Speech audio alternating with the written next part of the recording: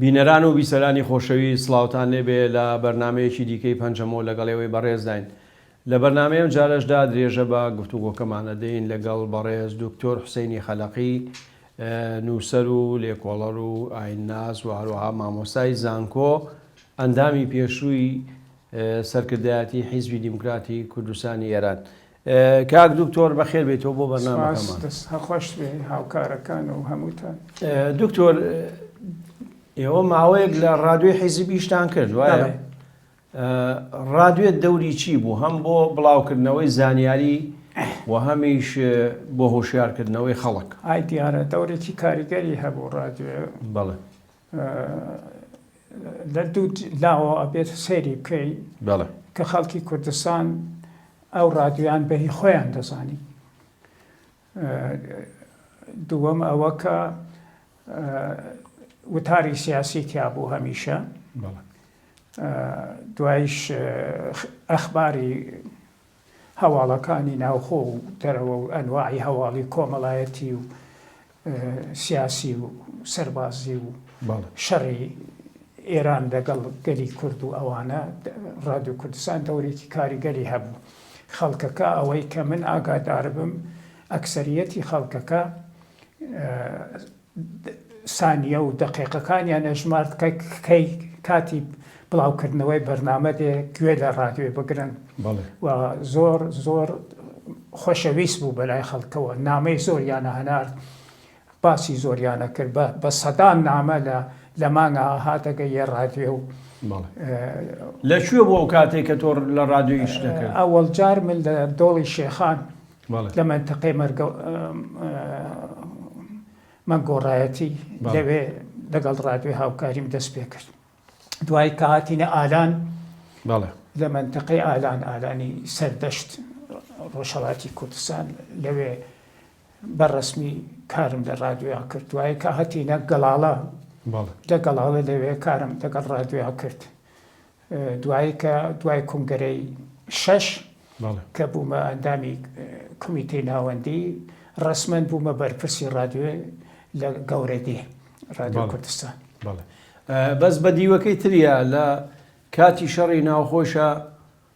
ئێوە بڵێنەوانی لە ڕادیۆ ئیشتانە کرد، بەنزینتانە کرد بە ئاگری شەڕی ناوخۆیە؟ نا. چۆن نای ئەو هەموو وتار و هەموو خەبەرە خراپەی بڵاوەکرایەوە؟ ئێمە ئەبێت لە دوو دیدگاوە تەماشاکەین. دیدی یەکەم ئەوەیە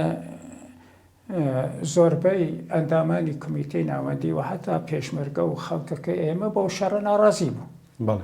لە کۆمەڵی شەهەروە بوو بەو شەڕە ناڕازی بوون و خەڵکێکە هاتن نێوبژیوانیانە کرد بوو ئەوەی ئەو شەڕە کۆتایی پێبێ. و دیارە تەبیعەتەن وەختێ هێرشێکە کرێ، شەڕێکە کرێ، پێشمەرگەیە شەهید دەبێ، یا مەسەلەن حرەکەتێکە کرێ کە لە نەکاو 5-6 پێشمەرگە ئەو نە قوربانی، ناتوانیت تۆ پێش ئیحساسات بگری و هەستی تۆڵەستانەوە لە مێشکی خۆتا بکوژی. تەبیعەتەن لە وتارەکانی ڕادیۆ لە پرۆپاگەندەکان ڕەنگەداتەوە، چ لە کۆمەڵە چ لە دێمۆکرات، و ئەوە شتێکی سروشتیە کە ڕەنگەداتەوە، بەڵام بە معنایەوە نییە ئێمە حەزمان بەو شەڕا کرد. مەسەلە حەز نا، بەڵام دکتۆرێەوە ئەوانەی لە ڕادیۆ ئیشیان نەکرد، بۆ خۆیان زۆر دووربوون لە شەڕەکە، بەڵام کاتێکە مەسەلەن باسی شەڕی کۆمەڵە و دیموکرات و لە حیزبەکانی تریش ئەکرا، زۆر بە حەماس و بەهینەوە باسییان. یانێ تۆ ناتوانیت، دەبێت فەرهەنگی خەڵکەکە لە بەرچاو بگریت. تۆ پێت وان نییە ئەو کەسانەی کە بە ئەندامی حیزبی پێت وایە لە ئاسمانەوە هاتوونە خوارەوە مەلایەکەن و باڵوپەڕیان نییە و ڕۆحیان نییە و جیسمیان نییە و ڕوودا و شوێن لەسەریان دانانێ و تووڕە نابن و هەڵ ناچن و هەستی تۆڵەیان نییە و ئێمە کوڕی ئەو خەڵکەین، کولتوری ئەو خەڵکە، فەرهەنگی ئەو خەڵکە لە مێشکی ئێمەی شەهرەمێنێ بە جیاوازیەکەوە کە ئێمە نەختێک گۆیا شۆڕژگێڕ و دێمۆکراتی نەختێ لە خەڵکەکە جیاوازترین، بەڵام ئێمە هەڵگری کولتور و فەرهەنگ و خلتەی ئەو دابوونەریتین کە لە وڵاتەکەمانە هەیە، کە لە ناو خەڵکەکەمانە هەیە. بەڵام لەکە هەمان کاتیژە خۆتان بە پێشڕەوی خەڵگەزان آخر تۆ خۆت بە پێشڕەوەزانی مهمەوەیە خەڵک بە پێشڕەوت بزانەیانە یەک وەختەیە تۆ پەسنی خۆتەکەی ئەڵێ من ئەوەم بەڵام ئەوەی کە لە دەرەوە تماشای خۆتەکە تماشای تۆکە ئەو گرنگەوەیە ئەو چۆن تۆ ناسی کەواتە ئێوە ئەوە نەبوون کە لە ناو خەڵکە ناتوانێت بڵێ ئەوە نەبووین یا ئەوە بووین پەیوەندی بە ئەو خۆشەویستی و بغز و کینەوە هەیە کە لە ناو کۆمەلگا هێندێک کەس مەسەلەن کوڕی کۆمەڵە بە دەست دموکراتە کوژێ ئەی تەبیعەتەن باوکەکەی دموکراتی خۆش ناوێ ئەوەی نییە حەقی خۆی چێتی کوڕی دموکرات بە دەست کۆمەڵەوە کوژێ بنەماڵەکەی حەز لە کۆمەڵە ناکە حەقی خۆی شێتی ئەو شەڕێکی شوم بوو و دەیان جار من بۆ خۆم تووشی کێشە بووم لەگەڵ کۆمیتە ناوەندی و حتا تا ئەو حەدە پیان و تۆ جاسوسی بۆ کۆمەڵاکە تمە و شەڕە مەکەن ئەوە بە زیانی ئێمەیە بە قازانجی دوشمنە هەمیشە زەربەی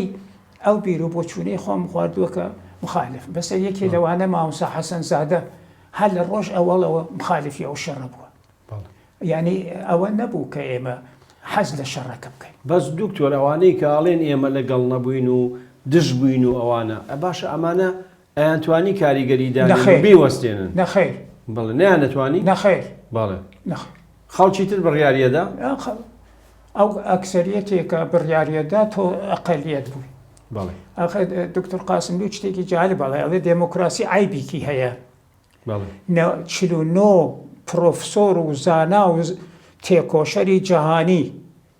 دۆزێنەری جەهانی بڕیار بدەن بۆ شتێت 51 شێت بڕیار بدات بە دموکراسی ئەیباتەوە کەواتە ئێوە پرۆفیسۆرەکان بوون و ئەوانی شێتەکان بوون بەخوای تر نادەم ئێمە پرۆفسۆر بوونیان یان منزور مەبەستەوەی دموکراسی وایە بەڵێ ئەتۆ وەختی کێشە لەسەر بابەتێکەکەی لە پلۆنەوەما باشە دوکتۆر کەواتە ئێمە مادام هەر باسی ئەوەمان کرد نووسم لە باسێکی ترە باسی شەڕەکە بکەین بەڵام شەڕی کۆمەڵە و دیموکرات لەسەر چی بوو یعنی ئێستا تۆ باسی ئەوواکەی حتممە ئەڵێ بێ کۆمسیۆنێکە بێت و فڵان و ئەوانە بەڵام تۆ بۆ خۆت کە دواتریش لەسەر ئەو شەڕە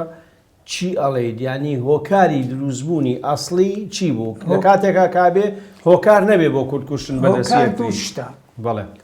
یەکێ دەسەڵات بەڵێ دەسەڵات لەسەر کوێ دەسەڵات لەسەر زەوی نەبوو بەڵێ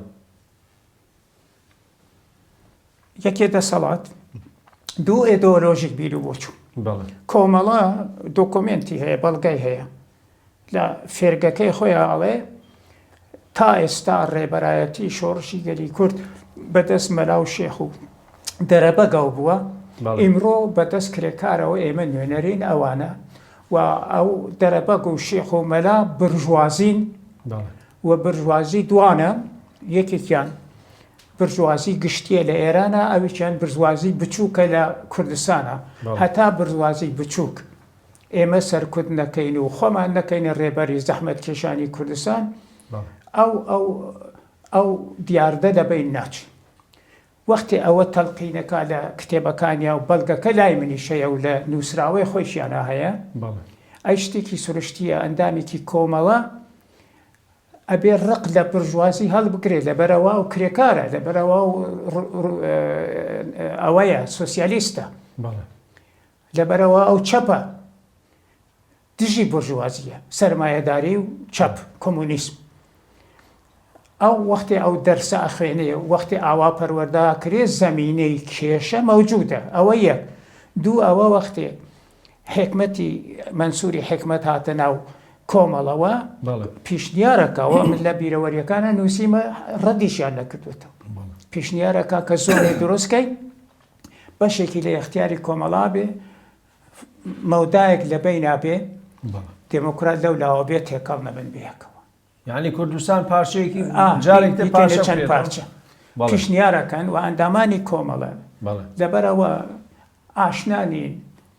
بە مارکسیز لێنینیزم و بە تێوەریەکانی مارکس و ئەنگێلس و لێنین و ئەوانە ئەویش زبانێکی حەرافی پێە خوێندەوارێکی وایشی نەبووە من گوێم لە هینەکانی گرتووە زبانێکی حەرافی پێە بە فارسی قساکە مەموریەتی هەیە ئەساسەن لەلایەن ناسیۆنالیستە ئێرانیەکانەوە فارس ناسیۆنالیزمی فارسەوە کە ئەو شۆڕشە تێکدا بەیەکا تێتە ناوەوە تاسیل لەسەر ئەندامەکاندانی حتا ڕۆژێک لە پلینۆما ئەندامی کمیتەی ناوەندی خۆیان باسیەکە لە لای منەوە باسی کردو ئەڵێ لە پلینۆما دانیشتوون قسەمان کردووە هێرشی کردووە سەرێمە وتێەوە ناسیۆنالیستن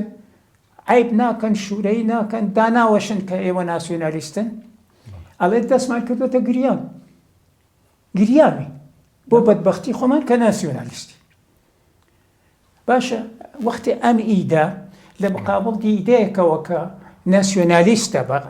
نەتەنگ نەزەر ناسیۆنالیستێکی دڵبەرفراوانە و ئەوێ کوردستان ڕزگارکە مۆری نەتەوایەتی بنێ بە پێناسەی نەتەوەکەیەوە تەبیعەتەن ئەو دوانە لەبارەی ئیدۆلۆژیەوە یەک نین دواییش حیزبی دموکرات گەورەترە کۆنترە ڕابردوویەکی هەیە بە تایبەتی لە ناوچەی مکوریان و ورمێ و ئەوانە هەتا سەقز و بەرەو خوار وە کۆمەڵک حیزبێکی تازەیە جوانە پرشۆرە ئەحساساتیە حکوومەتی کرێکاری قبوڵە دیکتاتۆری پرۆلیتاریای قبوڵە دەی تەبیعەتەن دوو ئیدۆلۆژی جیاوازە لە بەرامبەر یەکەوە ئەوە یەک دوو ئەوە لەسەر دەسەڵاتە ئەوە باسم کرد بۆ تۆوتم کێشەی شێمەعروف نۆدەهی و مەولانا خالێد لەسەر جۆجارە لەسەر ئەوەیە کێ موریدی زۆرتر بێ ئەو کێشایە و مەولانا خالێد هەتا چوە دێمەشق لێ کەواتە کێشەکەی ئێوەش و ئەوان لەسەر چوزانم کێ پارچەخاشێکی زیاتری بەدەستەوە بێ و کێ ئەندامی زیاترەوە زیاتر نییە خۆ وەیلا ئێمە دوژمنەکەمان هاو بەش بووە وە باوکو دایکی و بنەماڵی پێشمەرگەکانی ئێمە و ئەوان جا چکر مناڵی خۆی نەناردووە بۆ ئەوەی کە من بکوژێ منی دموکرات یا دموکرات نەناردووە کۆمەڵە بکوژێ کەماینکە ئاهاتن دایک و باوکەکان هاتن یانوێ ئێمە مناڵمان ناردووە دژی ڕژیم خەبات کە نەمان ناردووە یەکتر بکوشن بەڵام چیەکەی بە یەکەم تەقە چیە کردی دیموکرات یا چێ دەستی کرد بەچ ینی ئەبێ خۆلایەنێک دەست پێشخەری کردی بێ بۆ شەڕەکە کۆمەڵە دەستی پێ کرد کۆمەڵە بەڵێ دەناوچەی سنە بەڵێ بۆ خۆم لە جریانەکە بوو چۆن ینی لەسەر چۆن چیان کرد پێشمەرگەی دموکرات شەهید دەبێت نەفەرێکیان سیارەیەکیان پێ بێ یانوی شەهیدەکە بێنەوە سێ چوار پێشمەرگە لەگەڵ یا لە جادەی مەریوان تێپەڕن بێنەوە بۆ منتەقەی کەڕەسی پێڵێن لەوێ مەگیر کۆمەڵە لەو چوار ڕێگانە کەمینی داناوە بۆ دژمن وەختی هەست بە بوونی ئەمانەکە دەنگیانەدا ئەمانیش دەنگە دەن ئەڵێن ئێوە کێن دموکراتی تەقە دەست پێەکە ئەوێ کۆمەڵەن بڕوا ناکەن وازان دژمن کلاوەنێتە سەریان تەقە دەست پێەکە سیارەی پێشمەرگەی دموکرات بە شەهیدەکەەوە کەوێتە کەنەڵانێ دوو پێشمەرگە بریندارە بن پێشمەرگەی دموکراتیش تەقاکەن لە وەختایەکی لە پێشمەرکانی کۆمەڵە بریندارە بێ وەختی بە یەکەزانن پەشیمانە بنەولەوە کە تەقەیان لەیە کردە بەڵامە بینی پێشمەرگەی خەریکە شەهیدە بێ هی کۆمەڵە لەو وەختا دوو پێشمەرگەی حیزبی دموکرات ئەسیرەکەن سیارەکە ئاخەنە کۆناڵە دوان تریش بە برینداری ڕایان کرداتنەوە دەوێ و ئەو شەڕە دەسی پێ کرد بەزەوە کەواتە هەڵەیەک بوو ناکرا و هەڵەیە ینی تەشە ئەو شەڕە دەسی پێ کرد یعنی ئەگەر زەمینەی فکری نەبووایە لە حاڵێکە دایک و باوکی پێشمەرگە شەهیدەکەی کۆمەڵە ئەیانوت ئێمە مناڵی ئێمە دموکرات نەیکوشتووە بە قەز هەڵەیەک بووە شەو بووە تاریک بووە یەکیان نەناسیوە ئێمە قەیناکە بەڵام کۆمەڵە هەر قبولی نەکرد ئەوانەی ئەسیر کرد و نەیداوە بە دموکرات و خەریک بوو شەڕێکی ناوچەیی ساز پێ من کەوتمە بین نەمهێشت و من چوون قسەم لەگەڵ کرد و داستانێکی درێژی هەیە ڕەنجێکی زۆرم کێشا بە تایبەتی لە ناوچەی سنەکە ئەو شەڕە ئەوە بکەم من تعریفی خۆم ناکەم هەموویان نەزانم بەڵام سەرکەوتوو نەبووی نابم ناتوانی سەرکەوتوو وەختی قسەی خێرەکەی کابرا دانیشتووە بە دەیان کۆبوونەوەم لەگەڵ گرتوون لەگەڵ کۆمەڵە و دموکرات دەیانم ناوە کابرا وەختی قساکەم ئەڵێم وانەکەین لە یادداشتەکان یاننووسی دکتۆر خەلیقی لایەن گری لە دموکراتەکە دەیان جار دەسم کرێ گریان قژی خۆم کێشاوە چوومەتە دەرەوە لە کۆبوونەوەکە بەڵام قبولیان نەکرد و چی بکە هەر وەکە باسم کرد کەوتمە بین مامەغەنی و دکتۆر قاسم دوو ئەویشە نەکرد سەر نەکەوت یا زبانی من ئەرکەن بوو یا زەمینە نەبوو ئەتۆ برۆ ناتوانانی بەردی خارە تاشی باشە لەگەڵەوەی کە جەنابەت باسیەوەکەی زەمینەی فکری هەبوو زەمینەی چی هەبوو گوایە لە کۆنگرەی دوی کۆمەڵەشە دەنگی هین هەیە کاک عەبدوڵای موحتەدی کە ئاڵێم ئەبێت مەسەلەن بۆرژوازی و ئالێ بێت و فڵان بەڵام دوایی بۆ شەڕەکە بوو بە سەرتاسەری بۆ حیزبی دیموکرات لە کۆنگرەی شەشە بڕکە بۆ خۆشە دەبی بە ئەندامی کۆمیتەی ناوەندی لەو کۆنگرەیە بڕیاری شەڕی سەرتاسەریە درێ دەبەرەوە شەڕەکەیان ئەوان کردە سەرتاسەری ئەمیش کردیە سەرتاسەری خۆ من ناڵێم کارێکی جوانە بەڵێ کاری هەردووکمان خراپ بوو ئێستا نەتیجەکەیە بینین ئەو زەعف و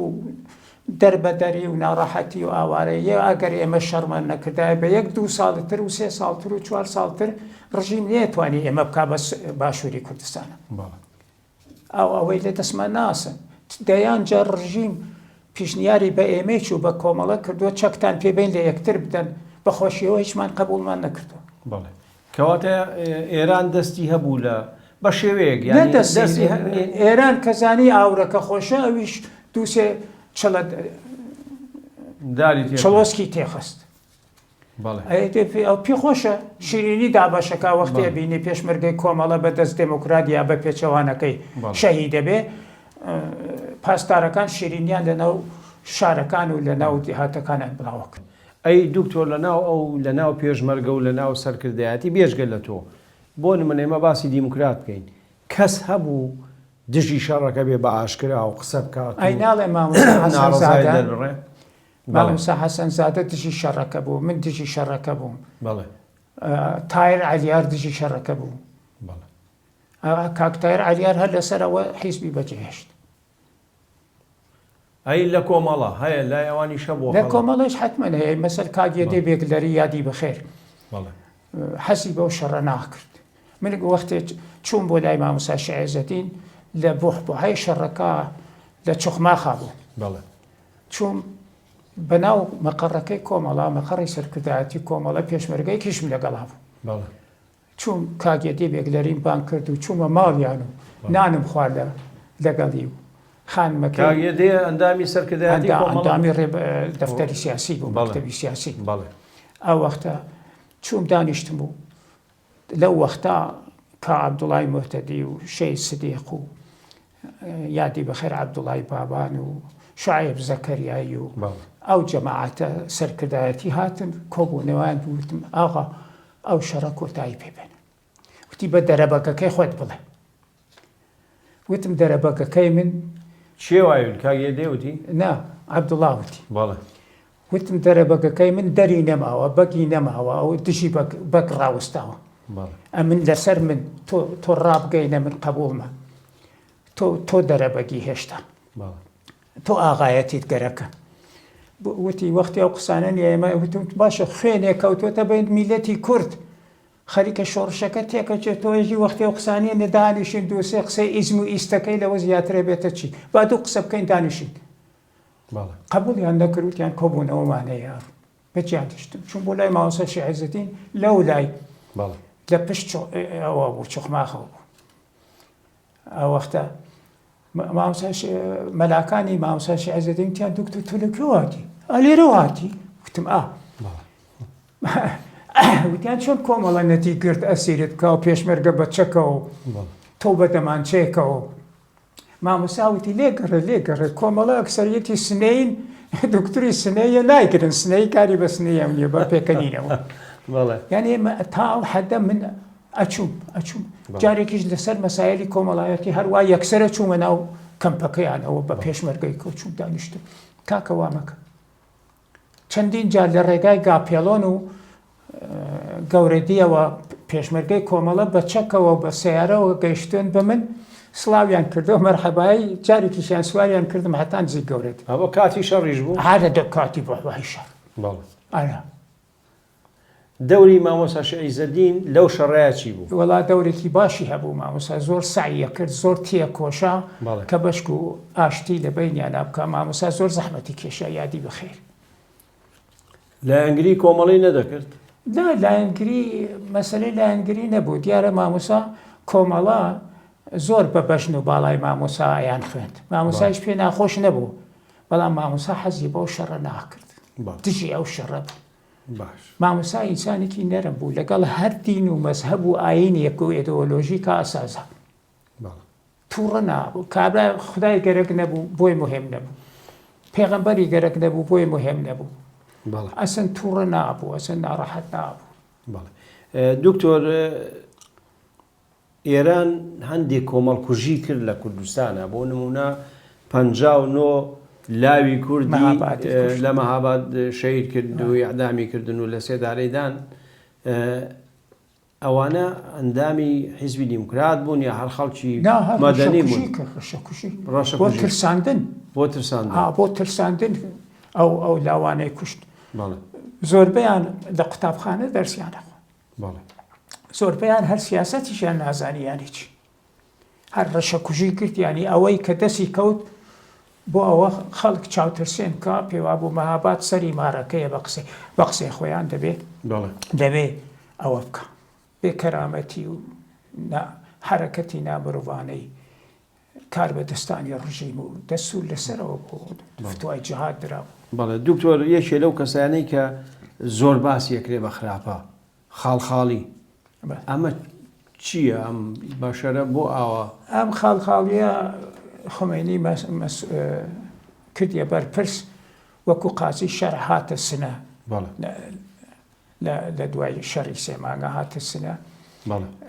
لە پێش شەڕی سێمانگە هاتە سنە بۆ خەڵک کوشتن و هات ئەوە نەبوو کە بڵێ محاکەمە بکە یا کەسێک تاوانبار بێ بیکوژێ بە بیر و بۆچوونی ئەوان چون تاوان دوو لایەنی هەیە بەلای منەوە خەبات بۆ ئازادی تاوان نییە بەلای داگیرکەر و ڕژیمی دیکتاتۆرەوە خەبات بۆ ئازادی تاوانە هەر بە پێ ئەو ئێدۆلۆژی خۆیە بە پێ ئەو سەنگ و ترازوی خۆیە هیچ کەسی محاکەمە ناکرد مەسەر قەدەمی لێدا 50 نەفەری خستووە ناو 4 هۆدە لە کوریدۆرێکە ئەیوی لای چەپە مێدان کرد لەو سەرەوە هاتەوەی لای چەپە مێدان کارێکی نەبوو حتا لە سەقز مامۆستایەک کە بردویانە بۆ تەرجمەی زبانی کوردی کابرا زۆر کەسی کردووە زبانی فارسیان نەزانیوە ئەوە تەرجمەی بۆ کردوون دوایی ئێعدامیەکە یەکێ لە پاسدارەکان نووسی بووی لەو ئاخرانە وتمە مامۆستا بۆی ئەعدامیەکەی وتێ دوایی ئیفشاگەریمان لەسەرەکە بابی کوشی. کاک دکتۆرە گەر باسی کۆنگرەی شەشی حیزبی دیموکراتکەین کە تۆ بۆ خۆت لەوێ ئەبیت بە ئەندامی کۆمیتەی ناوەندی حیزب زوو پێگەیشتی دکتۆر لە ناو حیزبە یعنی زوو پێشکەوتی مەبەستم پاش ماوەیەکی لەگەڵەوەی کە ئەندامیش نەبووی لە سەرەتاوە و لەگەڵیان نەبووی بەڵام گەیشتی تە کۆمیتەی ناوەندی. بەڵێ من کاتێک کۆمیتەی ناوەندی پێکات کۆنگەرە کاتی کۆنگەرە دەستی پێ کرد باسەکانی کۆنگەرە تەواو بوو گەیشتە کاتێک بەربژێر بنووسن لەسەر تەختە ڕەشەکە خەڵکەکە دەنگ بدەن منیش دەستم بەرزەو کرد کوتم منیش بنووسن کاک ئەحمەد شێربەگی تاپلۆیەک بوو ئەینووسی وتم منیش بنووسن یادی بەخێر دکتۆر شەرەفکەندی بەرپرسی تەشکیلات بووە ئەو کاسە وتی دکتۆر خەلیقی 18 مانگە ئەندامی حیزبە بە پێی یاسای حیزب بە پێ ئەساسنامەی حیزبە بێ 2 ساڵ ئەندام بێ جا حەقی هەیە خۆی بەربژێر بکە یەک دەفعە کۆنگەرە هاواریان لێڵ ساوتیان حەقی هەیە یعنی ئەتوانم بڵم 90% خەڵکەکە دەستیان بەرزەوە کردیان حەقی هەیە منیش وتم ئەحمەدیان ناوەکەی من بکوشێنەرەوە بۆ کۆنگەرێکی تر دکتۆر قاسم دووتی حەقت نییە ئاگام لە هیچی نەبوو نەمەزانی ئەسەر قەوانین چییە و کەیفیەتی بەستنی کۆنگەرە ئەو پەیوەندیانە دکتۆر وتی تۆ ئێستا ئەندامی کۆمیتەی ناوەندیت کۆنگەرە دەنگی پێدای حەقت نییە یا پاشە کشەکە ئیتر بەو جۆرە کە کنگەرە کە دەنگدرا من دەنگێکی زۆرم هێناوە بووم بە کۆمیتەی ناوەندی. دکتۆر لە کۆنگرەیە هیچ ڕێی جیاواز دیارە لە هەموو کۆنگرەیەکە هەیە بەڵام وەکو کۆنگرەی 7 نەبوو ینی ئەو کێشانەی کە لە بەڵێ کێشەی تیا بوو بەڵێ کۆنگەرەکە 2 بەش بوو بەڵێ بەشێکی چەپەکان بوون بیری تودەئیستی و چەپ و ئەوە هەرما بوون و کات هەرما بوو بەڵێ بەشێکیشی ئەوەی وەکو ئێمە با بڵێن نیشتمان پەروەەر و کوردایەتیمانە کرد و حتا کێشە ساز بوو دکتۆر کۆنگەرەی بەجێ هێچ جارێکی یعنی ئەوەی لە چی ناڕازی بوو دکتۆر لەوە کە ئەبوو دەنگ بدەن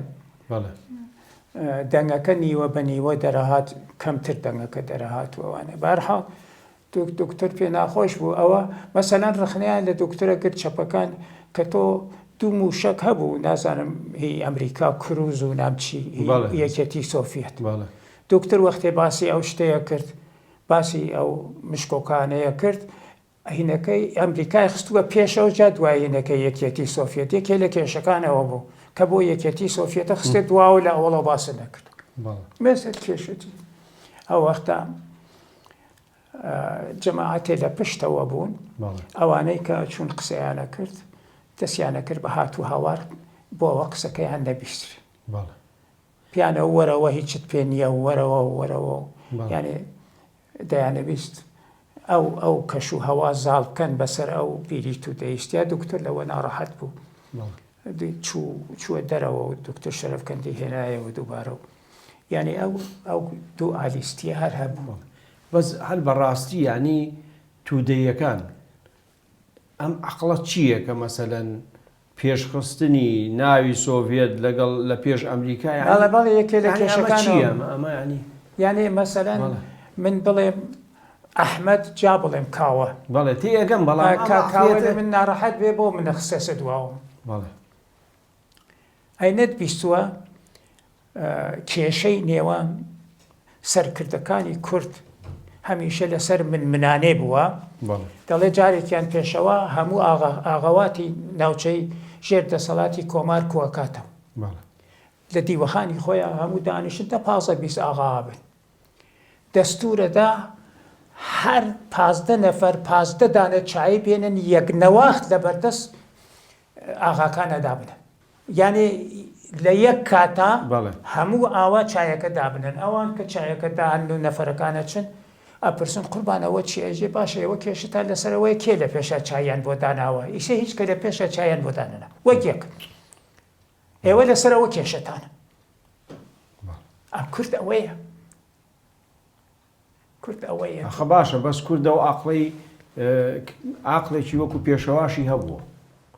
کە مەسەلەن بەو شێوەیە مەعامەلە بکات و تێیان بگەێنێ ینی ئەگەر بە قسە شتێ نەگەن بە کردار تێیان بگەێنێ ساڵها و قەرنهای دەبێ تا کۆمەلگای کوردەواری بتوانێ گوڵێک وەک پێشەوا دروستکە پێشەوە تایبەت بوو ئینسان بوو ناڵێ خەتاوی هەتای نەکردەوە بەڵام زۆر تایبەت بوو زۆر پێشەوە ئینسانێکی نخبە بوو زۆر حەزی لە خۆشی برایەتی و تەباییە کرد و تێکۆشە هەموو شتێکی فدای ئەو تەباییە کرد. بەڵێ دکتۆر مەسەلەی مجاهیدین لە کوردستانە ئەوەش بۆ خۆی کێشەیەک نەبوو کاتێک کە دیموکرات دەچێتە ناو شورای مقاومەت و ینی یەک تەرەفە ئەچێتە ئەوێ و کۆمەڵی تێدا نییە و ینی ئەمانە هەمووی جۆرە کێشەیەک نەبوون لە کوردستانە ینی مجاهیدین بۆچی ئەوەندە گرنگی پێدرا لەلایەن دیموکرات تەنها ئەوەیش نەبووە لەو وەختا یەکێتی نیشتمانیش لە ناوچەکە بوو بەڵێ مجاهدین کێشەیان لەگەڵ یەکێتی نیشتمانیش بووە یانەویست بێنەوە کوردستان یەکێتی نیشتمانی لە عێراقەوە بێنەوە یەکێتی نیشتمانی پێشی پێکردن کێشەیەکیشیان لێساز بوو شەڕێکیشیان لێساز بوو ئەی دوایش کە ئێمەیان لە شۆرای میلی مقاومەت دەرکرد لەبەرەوە وتوێژەکەین لەگەڵ جمهوری ئیسلامیە ئەو جار کە ئاهاتن بۆ ناوچەی سەردەشت و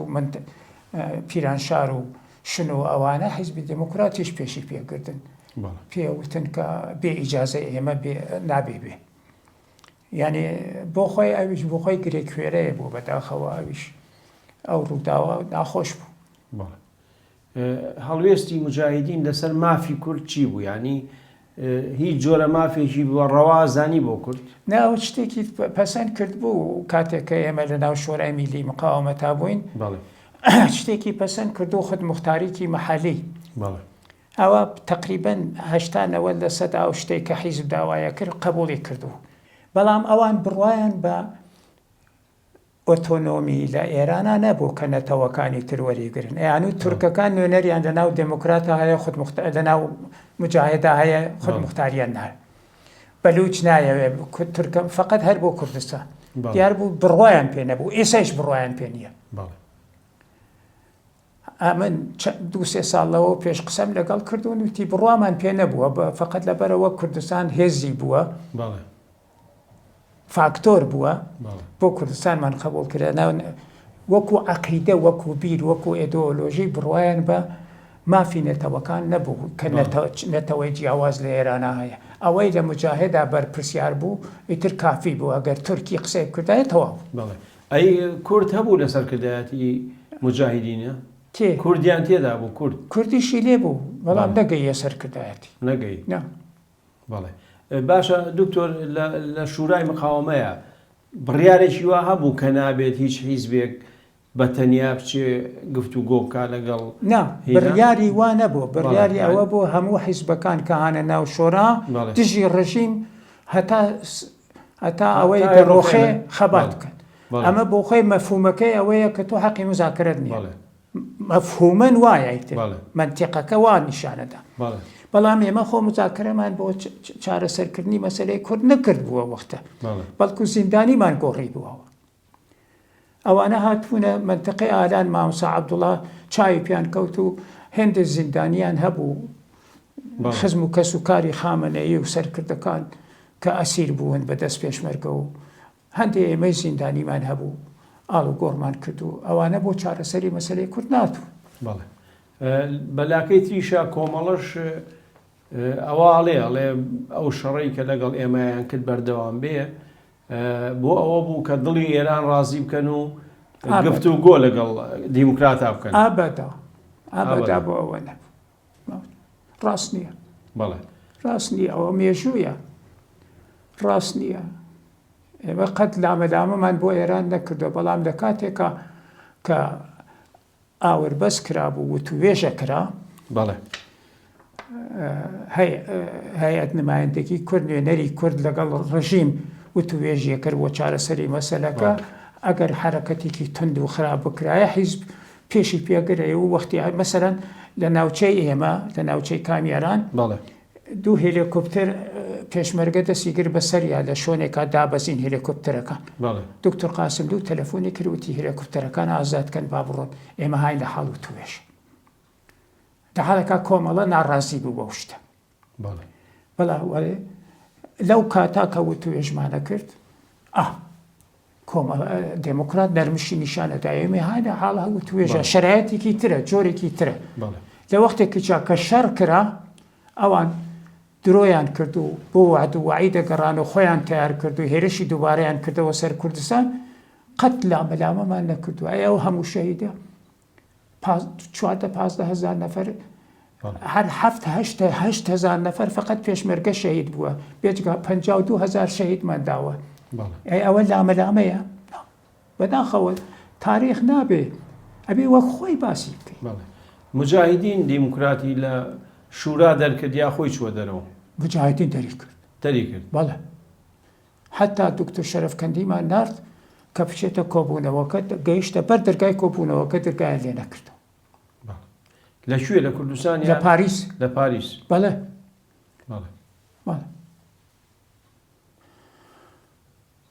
دیموکرات ناڕازی بوو بەو دەرکردنە ئای تەبیعەتەن مجاهدی زەرەری کرد لەبەرەوە هێزی بەتوانای شۆرای میلی مقاومەت بە عەمەڵ لە مەیدانا بوو لە ناو وڵاتە بوو دموکرات بوو ئەوان لەبەر هێژمۆنی خوازی خۆیان لەبەر سەرکردایەتی کاک مەسعود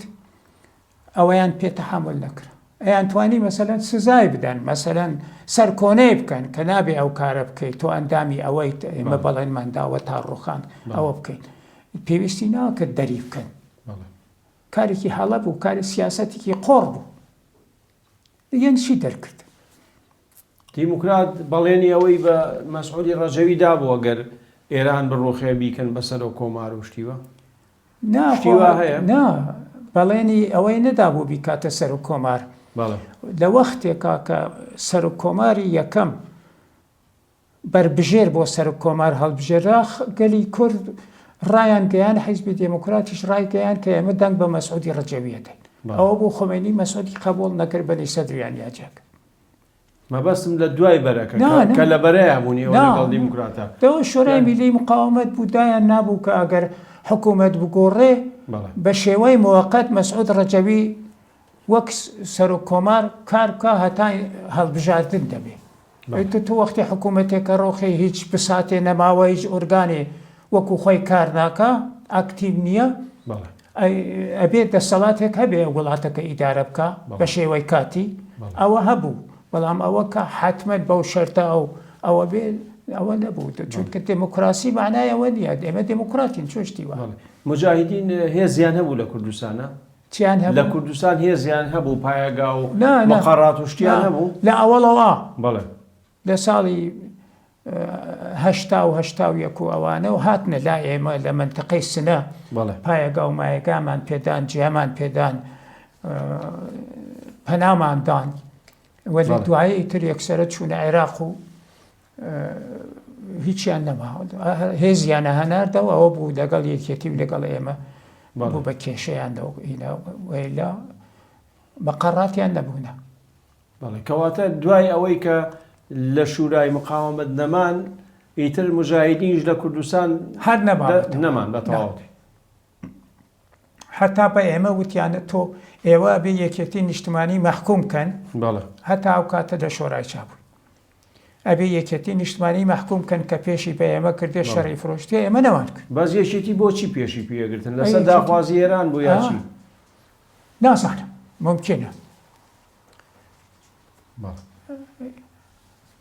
ئیتر ئەگەر یەکێتی لەسەر بار و دۆخەکەی مابێ وەکو ئیسەیش هەر بە داوخوازی ئێران جم و جۆڵەکە چیەکەی بەڵێ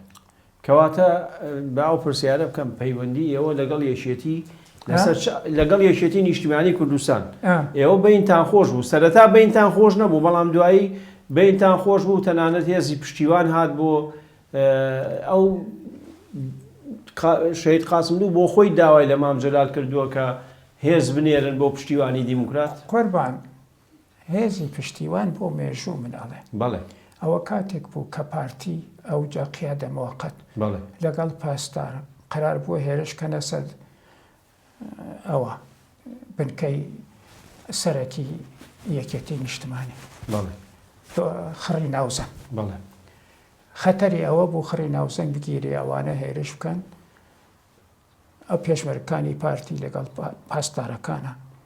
و ئەو هێزە چوو لەگەڵ دموکرات پێشیان بەو هینە کرد پێشیان بەو هێرشە کرد کێ پێشی کرد یەکێتی و دیموکرات بەڵێ بەس ئەوان هاتن هەتاکو بانە و هەتا سەقز و هەتا هەرکوێ هاتن یعنی ئەوان لە شەڕەکانە بەشدار بوون ئەوە لە پێشە لە سەرەتای انقلابەوە یەکێتی نیشتمانی لەگەڵ کۆمەڵە هاتە مەریوان و هاتە سنەیش و هەموو شوێنێکی بوو لەگەڵی ئەوە دوایی وردە کە ڕاوتەکە بەرەو لایەکی ترچوو ئەوانە هێرشیان کرد و دموکرات لەسەر ڕێگایان بوو لەو لاوە خڕی ناوزەنگ بوو ئەی تەبیعەتەن پارێزگاری هاوبەشیان هەبوو ئەوە نەبوو لەبەر نیشتمان پەروەری ئەم بیکا ئەو نەیکا ئەو بیکا ناچار بوون هەردووکیان یعنی تۆ دوکتۆرە و شتە بێمنە دەکەی نەبێمنەت ناکەم حەقی خۆیانە پارێزگاری بکەن لەبەرەوە هەردووکیان لە خەتەرا بوو بۆ بێمنەتیەکە منەتی هەردوو پێشمەرگەی هەردوو پیرەژنێک بە یەکەوە گۆزەی ئاو بێرن بۆ پێشمەرگەیەک بۆ شۆڕژگێڕێ بەلای منەوە نووری چاوم بێمنەتی ناکەم شەهیدی دا پێشمەرگەی کەواتە یەکێتی بەرژەوەندی لەوایە هەبوو خۆشی منزورمەوە بوو یەکەتی بۆ خۆشی لە خەتەرا بوو دەبوو بیکە بەڵێ بەڵام یەکێتیەکان ئەڵێن لەسەر داخوازی شەخصی دکتۆر قاسملوو هاتووە و داوای لە مام جەلال با بڵێن مهم نییە داوخوازی چی کردبێ بەڵێ پێشنیاری پێکردوون کە هەردووکمان هاینە خەتەرا وەرە یارمەتیمان دەن گوناه نییە وە یارمەتی دا و کارێکی چاکی کردو یعنی مەبەستمەوەیە ئێمە ئەوە بڵێن کە لەو کاتا خودی یەکێتیش لە مەترسی گرتنی مەقەڕاتیان هەبووە کەوا بوو زەروری بوو پێویست دەبوو پێشمەرگە بنێرێ بۆ یارمەتی مام جەلال و یەکێتی بە تایبەتی مام جەلال دەوری چی بوو لە گفتوگۆکانی نێوان کورد و حکوومەتی ئێران دەوری هەبووە نەکرا هیچ دەورێکی نەبوو هیچ دەورێکی نەبووە یعنی لەسەر پێشنیاری ئەو دانیشتبن مەسەلەن دیموکرات و ئێران ئەوەی کە دکتۆر قاسملوو لە ویەن دانیشت لەگەڵیان دەوری هەبوو بەڵام لە دەرەوە لە ناوەوە لە ناوە مەبەستم لە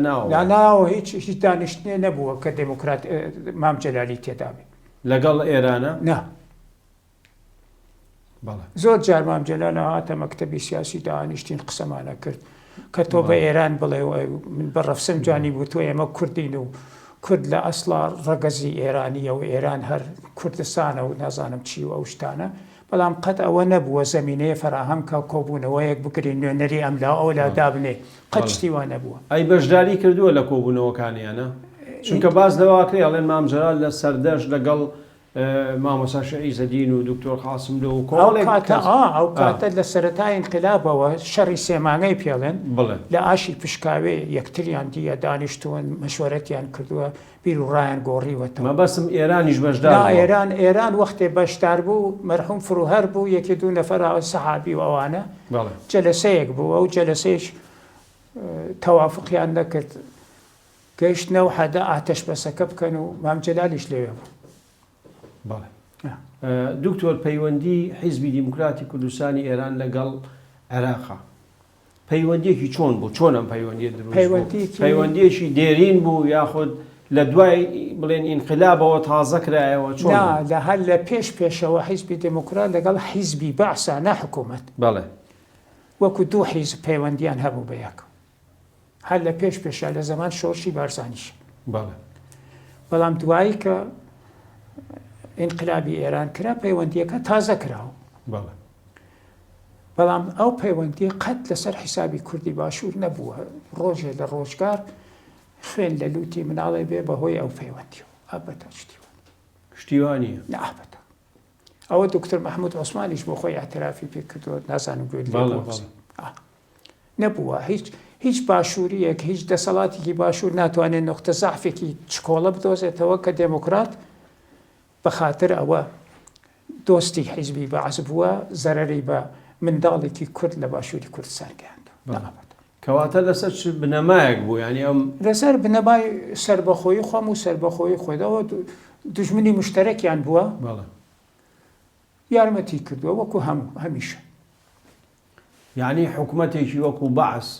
هەروە وەکو حەسەنات یارمەتی شۆڕشی نەحەسەنات بە قاسانکی خۆی داویە بۆ حەسەنات لەبەرەوە تۆ شەرتە لەگەڵ ئێرانە جەبهەیەکی دوور و درێژ لە کوردستانە حیزبی دموکرات و کۆمەڵەت پێشیان بە ڕژیم کردووە نێتە ئەو دێوەتەوە بۆ حەسەناتە مەجبورە ناچارە لە فاوە لەشکرکەشیەکە بۆ فاو بگرێت لەم لاوە ئەگەر لەشکرەکەی دابەش بێ بە دوو بەشێکی بێتە کوردستان لێنە ئێران ئەچێتە ناو قوڵایی خاکی عێراقەوە دەی لەبەرەوە لێرە و من نەک لەبەرەوە سەنگەرەکە یەکە بەڵام هەدەفەکە دووە دیموکرات لەگەڵ حکوومەتی عێراقا پێکەوە شەڕی ئێرانیان کردووە لەگەڵ عێراقا لەگەڵ سوپای عێراقا بڵێن بەیەکەوە شەڕیان نەکردووە هەرکە لە جەبهەی خۆیەوە بووە ئێمە قەت لەگەڵ ئەسکەرە دوو ڕۆژ لە سەنگەرێکان نەبووی نێشیمان دیوە